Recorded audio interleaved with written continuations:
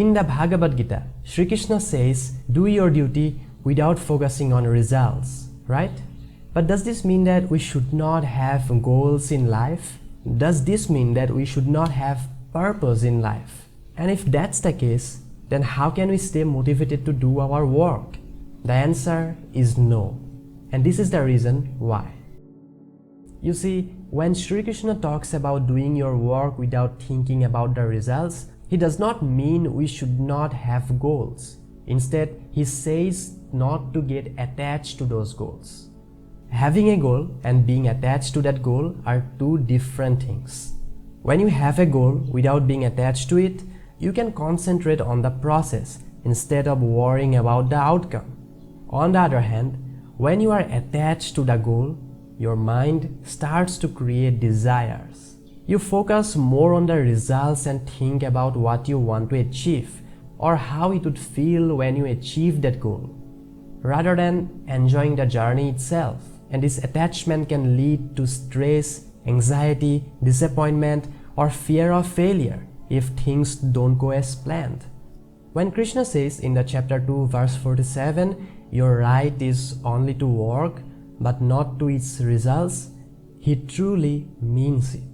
It's a fact that the outcome is beyond our control.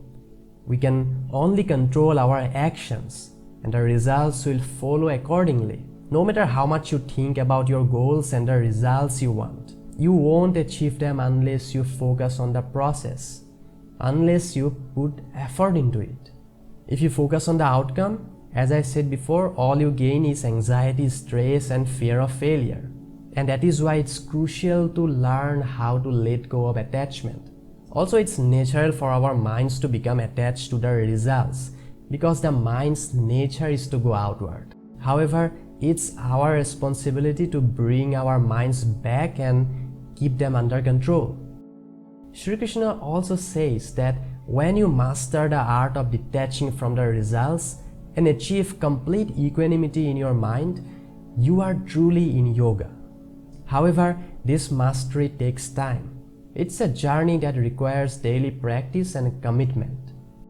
Okay, now that we get what it really means to let go of expectations, the question is, how can we actually practice this? How can we let go of attachment to results and control our desires? The simple answer is to build understanding through the power of knowledge. One way to build this understanding is by viewing your work as a duty. When you see your work as a duty, you are less focused on the results and more focused on giving your best to fulfill that duty. Another way you can develop the understanding is by contemplation and self-inquiry. You have to develop the understanding that the result is not in my hands, only the work is. Constantly thinking about the goal creates attachment, and this attachment leads to stress, excitement, anxiety, or fear of failure, which stops me from doing my best. And when you keep this in mind and practice this contemplation every day, you will gradually start to develop an attitude of being detached from the outcomes and only focus on the process. The next is surrendering yourself. You can also surrender your results, your work to a higher power, trusting that everything will work out as it should. You just have to surrender yourself to that higher power. So choose whichever way feels right for you, or you can choose all the ways together as well, because it's just about choosing the way according to your personality.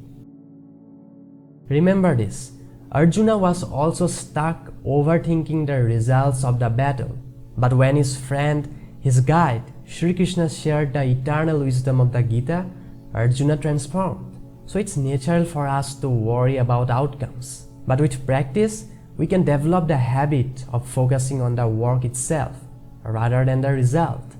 Because success comes not from thinking about the results, but focusing on the work itself. Thank you for watching.